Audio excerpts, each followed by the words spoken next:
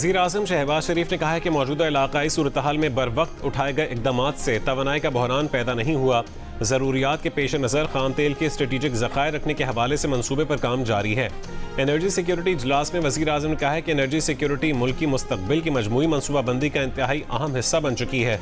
तवानाई की बचत, पायदार तरक्की के लिए ज़राए आमदोरफ्त को माहौल दोस्त बरक़ी ज़राए पर मुंतकिल किया जाए।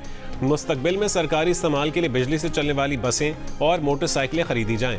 सोलर से पैदा इजाफी बिजली के स्टोरेज के लिए बैटरियों का हुसूल आसान बनाने के लिए लाहेमल भी तश्कील दिया जाए।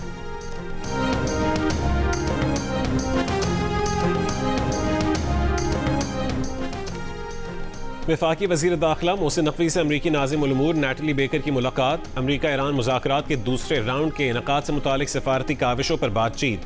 खित्ते की ताज़ा तरीन सूरत हाल पर तबादला ख्याल।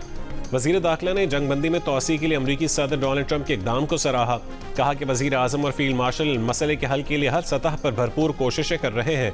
उम्मीद है फ़रीक़ैन सफारती और पुरअमन हल को मौका देंगे। नैटली बेकर ने खित्ते में क़याम अमन और तनाज़े के हल के लिए पाकिस्तान की तामीरी किरदार को सराहा।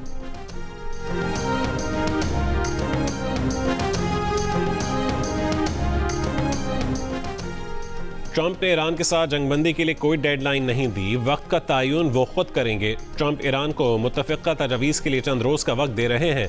तर्जुमान व्हाइट हाउस की ब्रीफिंग।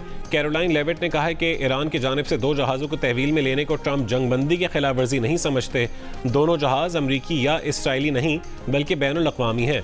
ट्रंप ने इशारा दिया था कि मुज़ाकरात जुमे तक हो सकते हैं।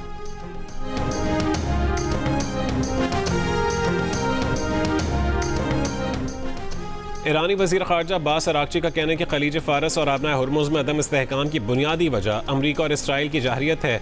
ईरान साहिली रियासत होने के नाते बैनुल अक़वामी कानून के तहत अपनी सलामती और मफादात के दिफा के लिए इक़दामात कर रहा है। दीगर ममालिक अमरीका और इसराइल के हमलों की वाज़ेह और सख्त अल्फाज में मज़म्मत करें। अब्बास अराग़ची ने जनूबी कोरिया के ख़ुसूसी एलची से मुलाकात में गुफ्तगू के दौरान ईरान के खिलाफ 40 रोज़ की जाहिरियत के दौरान अमरीकी और इसराइली हुकूमत के जराइम से भी आगाह किया।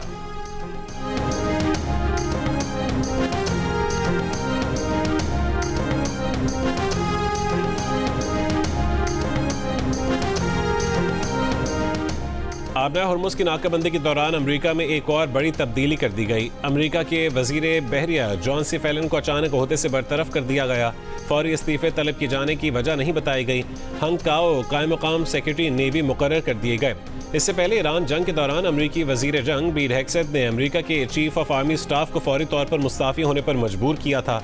सेक्रेटरी होमलैंड सिक्योरिटी क्रिस्टी नेओम और अटॉर्नी जनरल पाम बॉन्डी को भी ईरान जंग पर इख्तिलाफात के बायस ओहदों से हाथ धोना पड़े। लेबर सेक्रेटरी लॉरी शेविस से भी इस्तीफा ले लिया गया था।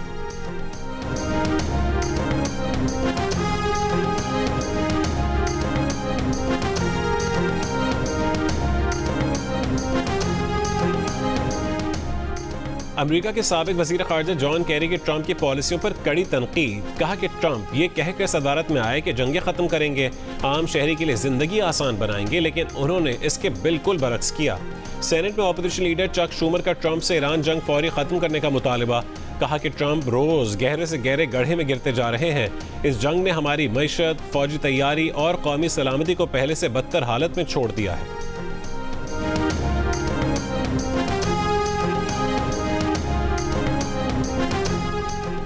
इसराइल ने जनूबी लेबनान पर हमला करके खातून सहाफ़ी समेत 5 अफराद को शहीद कर दिया। अमल खलील की लाश कई घंटों तक मलबे में दबी रही। साथी सहाफ़ी ज़ैनब फ़रज शदीद ज़ख्मी। अमल खलील को इसराइल पहले भी कत्ल की धमकियां दे चुका था। इसराइल के शिमाली गज़ा में बैत लाहिया पर हमलों में भी 3 बच्चों समेत 5 फ़लस्तीनी शहीद। मगरबी किनारे में फ़लस्तीनी शहदा के जनाजों पर इसराइली फोर्सेस का हमला, रबर की गोलियां और शेल फायर किए। गुज़िश्ता रोज़ स्कूल पर इसराइली काबिज़ीन के हमलों में 14 साल के लड़के समेत 2 फ़लस्तीनी शहीद हुए।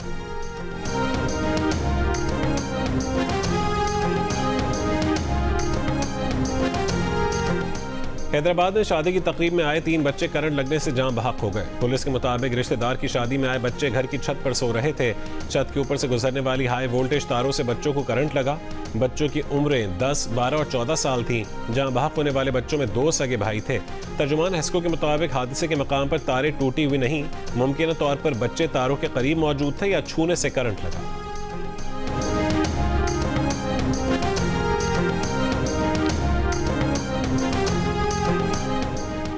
मुआशरे में तशद्दुद और इंतहा पसंदाना रवैयों के इदराक के लिए कोयटा में पहला रिसर्च सेंटर कायम। वज़ीर आला सरफराज बुगटी ने बलोचिस्तान सेंटर ऑफ एक्सीलेंस का इफ्तिताह किया। सरफराज बुगटी ने कहा कि नौजवानों को मुस्बत सरगर्मियों की जानिब लाना हुकूमत की तरजीह है। पुरतशद्दुद सोच की हौसला शिकनी के लिए अमली इक़दामात नागुज़ीर हैं। बलोचिस्तान से मुतालिक हक़ाइक़ और तसव्वुरात में वाज़ेह फ़र्क मौजूद है। अटक रिफाइनरी के लिए खाम तेल टैंकर्स की आमदोरफ्त पर आयद पाबंदी खत्म।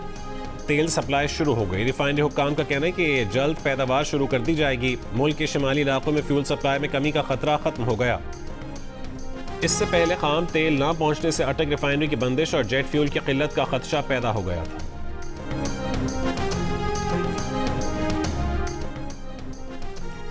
इस्लामाबाद में रेड जोन में वाक़ तमाम वजारतें, डिवीजन और दीगर वफाकी इदारे आज भी वर्क फ्राम होम पर हैं।